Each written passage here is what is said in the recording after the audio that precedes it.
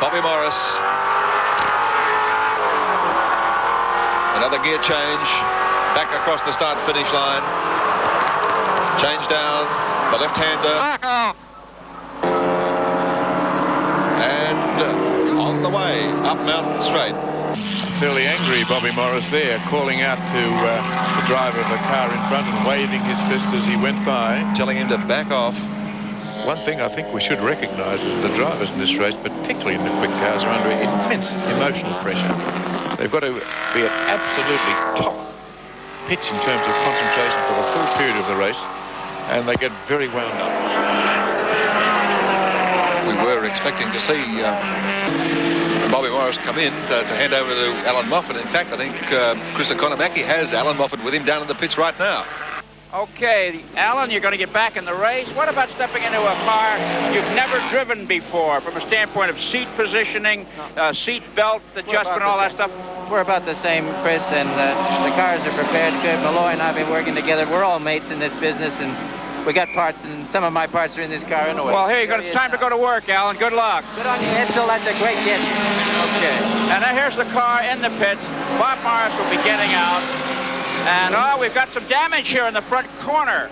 Damage in the front corner of the car here. So it's been a tough day for equipment here at Bathurst with the rubbish, as it's called here, inflicting a lot of damage, sheet metal damage on the cars. And the drivers now are getting in.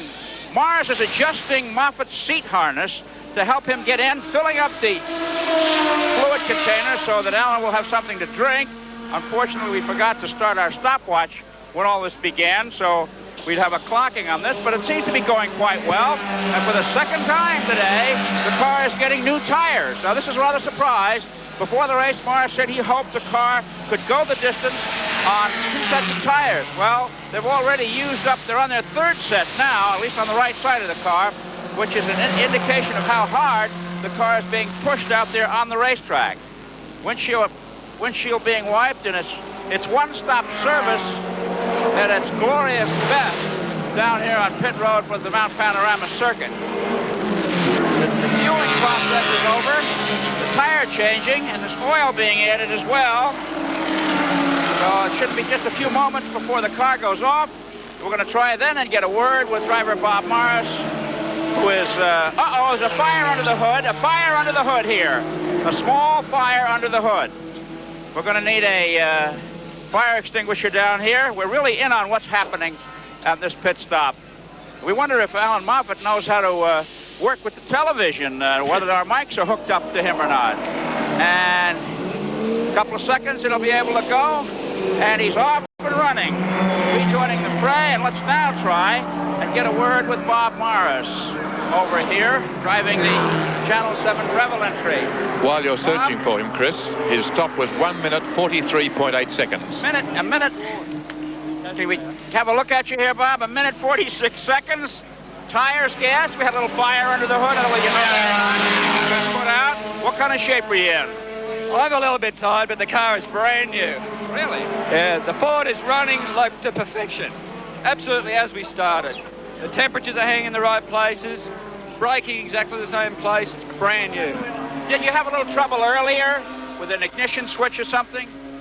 No, I was alternating the fans because we were getting hot in the traffic very early. I had to lay off it a bit. I didn't want to get involved with any dices, and I didn't want to get caught behind anybody because of the temperatures, because we were stroking along and it's going well. But the big problem I had early, I flat spotted the tires avoiding Dick Johnson's accident. And I was driving on tenterhooks, waiting for the tire to blow.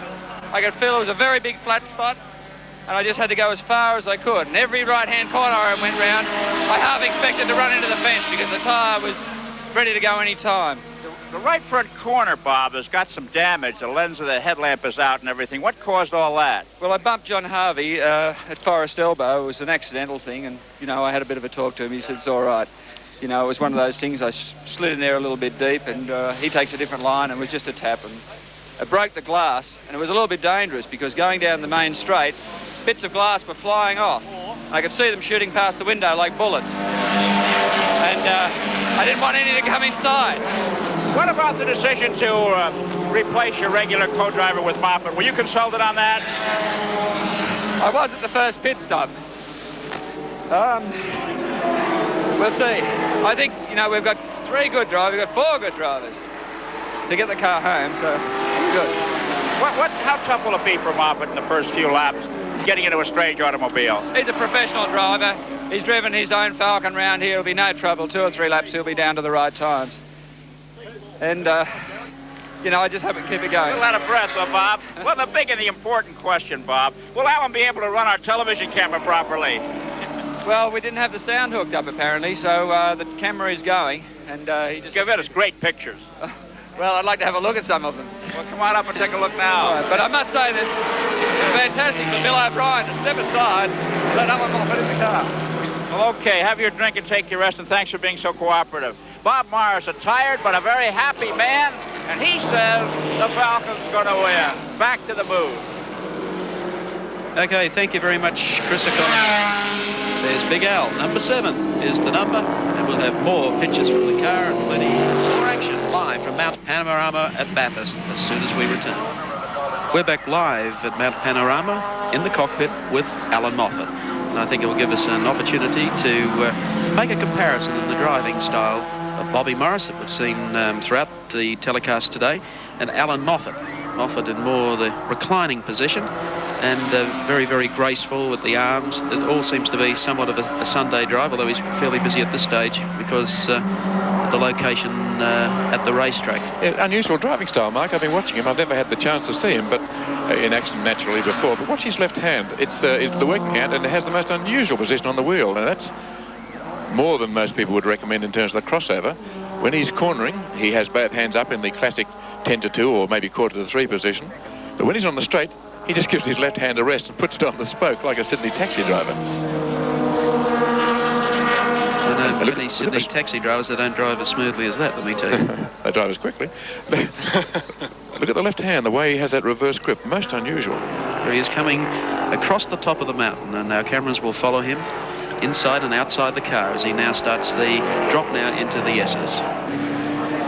Down through here, very, very tidy indeed. Moffat won't make any mistakes at all. He'll take his time, sort out the car, make sure how it's running, how it suits him. And then you can start to see him with all the temperatures, all the gauges are running as they should. I think you'll see Moffat have one big shot for a run at the leaders. Now, the last corner that brings him back onto Breville Conrod Straight, changes up gear. And this will be the relaxed position as you see Moffat running down the straightaway, absolutely flat strap. That looks like a Sunday driver. Hardly movement at all. There's crosswinds as they take the speed hump, which brings them down into the bottom part of the course. But there you can see, coming down to the speed hump now, you might see a flick of the hand. Not too much breeze blowing through there. Now down through the gears. To third. Just a moment to One more. Peter Board when he returns from having his lunch. Stand on the gas. Into the pits in the 9 Sports entry. About to change now. Very smooth in the cockpit indeed is Alan Moffat. As he heads up now to left-hander, bring him back onto the run to the top of the mountain one more time. Still has that blinker running. I think that would be the last thing that would be concerning him at this stage, unless someone tries to pass him on the inside. The team cars are first and second on the track. Car 25, John Harvey leading the race from 05, Peter Brock, and in third place we've got car 6, the Craven Mild Commodore with Alan Grice. And there's the Channel 7 Breville Ford entry with Alan Moffat at the wheel. I think the last time that Alan drove for Bob Morris for the Breville Channel 7 team was at Amaroo Park, and he had one start in a Tirana and won. What's the last time a driver changed cars in mid-race at the Hardie-Ferodo? Quite a while. But as Bobby said, they have 4 drivers. They also have John Fitzpatrick, who could be brought in from the wings. Otherwise, it was a long trip from Los Angeles for John Fitzpatrick to co-drive with Alan Moffat, and I would think he would also be happy to have a run today in the Hardie-Ferodo 1000. Okay, Alan Moffat is back in the pits, has turned the car over to Bill O'Brien, co-driver with Bobby Morris for this race, and talking with Alan Moffat is Peter Malloy.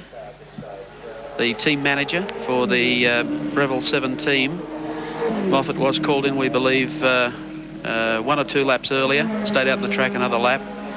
He's having discussions and telling Peter Beloy exactly how he found the car and any problems that he may have detected while driving it. Bill O'Brien, who was to do the stint with Bob Morris, has now taken over, so we have at least 3 drivers have had a run in the 7 Breville car today. The race continues out there on the racetrack. There's number 7, Bill O'Brien, and the Breville Everlast car coming down in between a couple of these slower cars through the S's. Dips down now.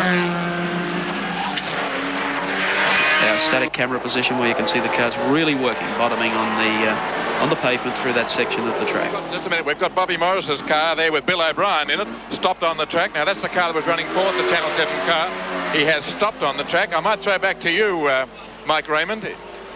Yes, noticing the steam coming out of the bonnet area. That's not a good sight. I say the car that has seen 3 drivers going through the putting it through its paces today.